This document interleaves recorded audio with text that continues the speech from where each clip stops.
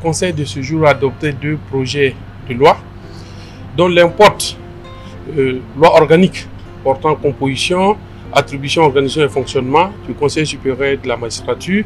et le second porte modification de la loi 050 portant statut de la magistrature. Bon, comme cela a été constaté en fin d'année 2023, précisément le 30 décembre, il a été adopté la loi constitutionnelle portant modification de la Constitution. Nécessairement, l'adoption de cette loi constitutionnelle a induit un certain nombre de réformes à opérer au niveau du secteur de la justice. Donc, en ce qui concerne la loi qui porte organisation, composition, attribution et fonctionnement du Conseil supérieur de la magistrature, il s'est agi dans le projet de loi d'opérationnaliser la réforme qui a été consacrée au niveau de la Constitution. En ce qui concerne ces réformes, il s'agit essentiellement de la composition du Conseil supérieur de la magistrature qui a été consacrée par la révision constitutionnelle. Et dans la loi organique, il s'agit d'indiquer les structures devant désigner des représentants non magistrats au niveau du CSM et des personnalités qui vont aussi désigner des personnes devant siéger au niveau du Conseil supérieur de la magistrature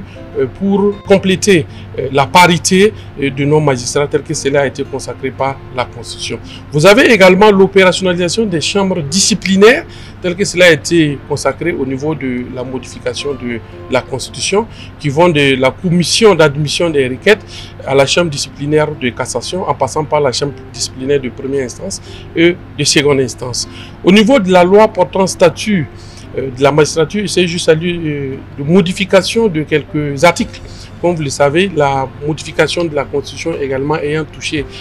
cette loi, il s'est agi de modifier quelques articles. Et à ce niveau, on note comme innovation majeure la durée des vacances judiciaires